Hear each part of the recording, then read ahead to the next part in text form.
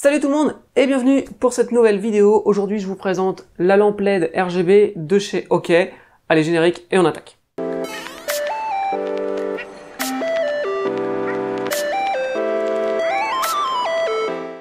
Cette review devrait pas être trop longue puisque on a ici un objet mais qui est pas vraiment un objet high-tech. Voilà, c'est un objet qui m'a été envoyé il y a déjà un petit paquet de temps par OK. Je devais le faire il y a longtemps et puis finalement je l'avais un petit peu oublié, je l'avais un peu laissé de côté. Mais voilà, c'est une lampe LED, mais elle va pas être connectée contrairement à ce que je croyais à la base, donc finalement son intérêt entre guillemets high-tech, il est un petit peu du coup relatif, mais c'est pas pour ça que cette lampe n'est pas intéressante, donc on s'y attarde tout de suite.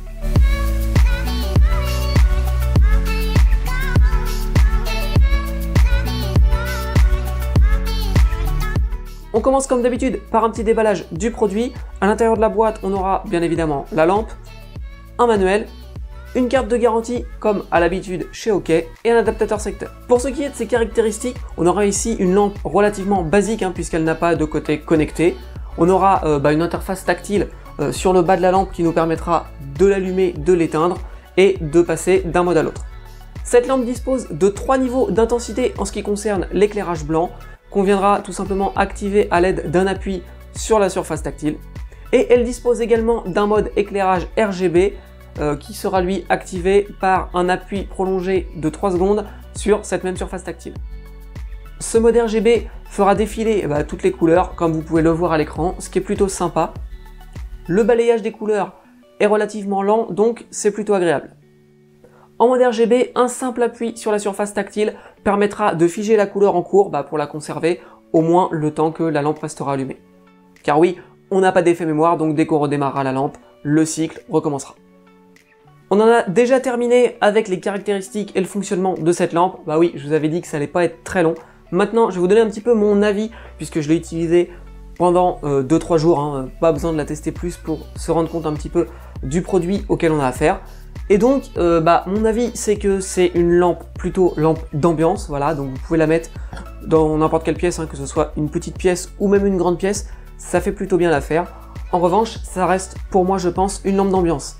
Il va être, à mon avis, difficile, par exemple, de l'utiliser pour lire, puisque je pense que même à la plus haute intensité, ça sera peut-être pas des plus confortables. Je dis pas qu'on pourrait pas lire, mais je suis pas sûr qu'au niveau du confort sur des longues sessions de lecture, ce soit vraiment super agréable.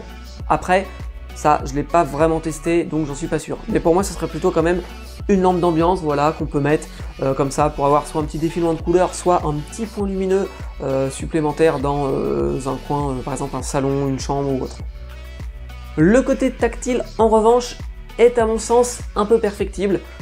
Pourquoi je dis ça? Puisqu'il y a des fois où je l'utilise et j'ai l'impression que ça fonctionne très bien, et il y a des moments où j'ai l'impression que je l'utilise et que je m'embrouille un peu avec, que j'ai un peu du mal. Donc voilà.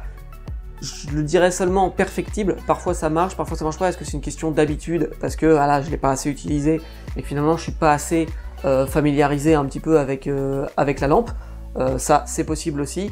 Toujours est-il que j'ai aussi récupéré le sentiment d'un abonné qui dispose de cette lampe, Kurumi, petit coucou au passage, il a le même ressenti que moi avec ce côté tactile, où ça marche, mais parfois on n'a pas forcément un bon feeling et du coup ça rend l'expérience un peu moins sympa. Après il n'y a rien non plus de rédhibitoire en soi, ça m'est arrivé par exemple moi de la mettre en mode couleur et de galérer pour la remettre en mode normal, voilà. Mais bon, quoi qu'il arrive, j'y suis arrivé, ça met, voilà, au lieu que ce soit instant en 1 seconde, j'ai peut-être mis 3 secondes, voilà. Bon. Toujours est-il que cette lampe, elle plaît à mon fils et que du coup elle va finir ses jours sur sa table de chevet, voilà, pour remplacer la lampe qu'il a actuellement. Il sera content d'avoir une lampe avec différentes intensités et surtout d'avoir aussi de la couleur avec des couleurs qui défilent et tout. Ça plaît aux petits et aux grands et ça c'est cool. Et bien voilà, cette review de la lampe LED RGB de chez OK s'arrête ici. Si vous voulez aller voir le produit, je vous laisse comme d'hab un petit lien en description. Si vous avez aimé cette vidéo, encouragez-moi avec un petit pouce, ça fait toujours plaisir. Si vous avez des questions, vous me les posez et comme d'hab, j'y réponds dès que j'en ai l'occasion. Et puis moi, je vous dis à bientôt pour une prochaine vidéo. Je vous laisse, je vais geeker. Ciao!